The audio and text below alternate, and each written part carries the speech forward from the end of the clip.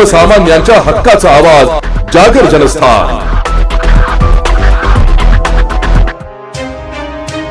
Doctor Babasaheb आंबेडकरांनी दिलेल्या सामाजिक न्यायाची हत्या आणि आरक्षणाचे विघटन करण्याच्या सरकारच्या कथित षडयंत्राविरोधात आज धुळे शहरात ऑल इंडिया पॅन्थर सेनेच्या वतीने भव्य आरक्षण बचाव यात्रा काढण्यात आली आहे। मुख्यमंत्री देवेंद्र फडणवीस होश मिळाओ, बोल दलित हल्ला बोल आणि आरक्षण आमच्या हक्काचं अशा अत्यंत आक्रमक घोषणा देत शेकडो कार्यकर्त्यांनी हातात निळे झेंडे आणि भव्य बॅनर घेऊन रस्त्यावर उतरत सरकारचा तीव्र निषेध नोंदविला।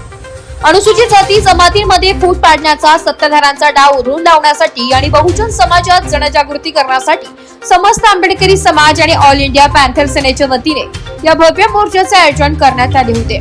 या मोर्चाचे नेतृत्व करताना ऑल इंडिया पॅन्थर सेनेचे राष्ट्रीय अध्यक्ष दीपक केदार यांनी राज्य आणि केंद्र सरकारवर जोरदार हल्लाबोल करत थेट मुख्यमंत्र्यांना गंभीर इशारा दिलाय।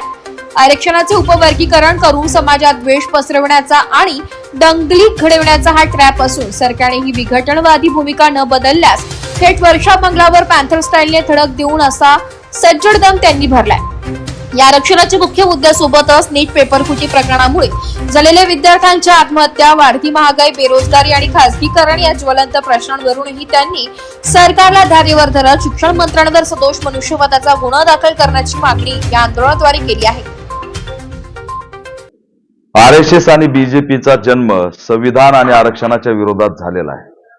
त्याच्यामुळे आरक्षणाच्या वर्गीकरणाच्या माध्यमातून आरक्षण संपवण्याचा अजेंडा या व्यवस्थेने राबवलेला आहे।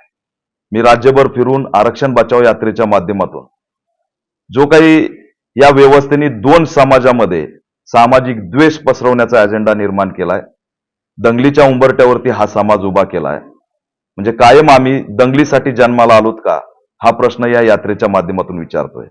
भीमा कोरेगावच्या दंगलीचा न्याय अजून मिळाला नाही, परभणीच्या दंगलीचा न्याय मिळाला नाही, सोमनाथ सूर्यवंशीला त्या ठिकाणी न्याय मिळालेला नाही, कोम्बिंग होते आणि हे सगळं सरकारच्या नेतृत्वात होतं, हे दुर्दैव आहे।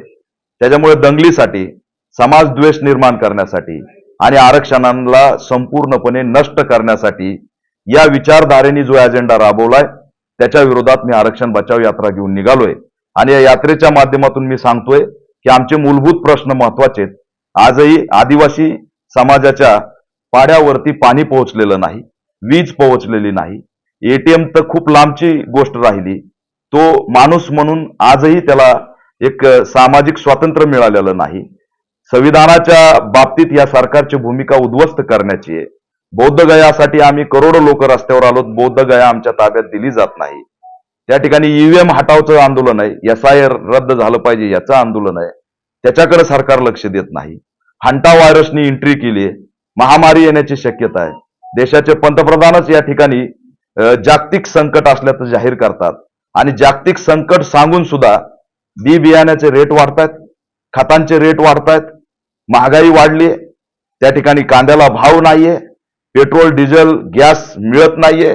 अशा अनेक प्रश्नांनी हा देश ग्रासलेला असताना, राज्य ग्रासलेलं असताना शेतकऱ्यांच्या कर्जमाफी न करू शकलेलं सरकार, तर या सगळ्या प्रश्नांना घेऊन आम्ही या आरक्षण बचाव यात्रेच्या माध्यमातून या व्यवस्थेचा चेहरा उद्ध्वस्त करतोय। आणि आरक्षणाचा खरा शत्रू जर कोण असेल, बहुजनांचा खरा शत्रू जर कोण असेल तर ती आरएसएस आहे, हे सांगण्यासाठी ही आरक्षण बचाव यात्रा राज्यभर निघाली। बिलोली पासून त्याची सुरुवात झाली होती, धुळ्यात ही आली आणि आता उद्या परत पश्चिम महाराष्ट्राकडे ही यात्रा जाणार आहे। राज्यभर जाऊन या व्यवस्थेचा आरक्षण विरोधी, संविधान विरोधी चेहरा आम्ही भारतीय आणि बहुजनांपुढे एक्सपोज करणार आहे। जागर जनस्थानसाठी रूपक बिरारी, धुळे।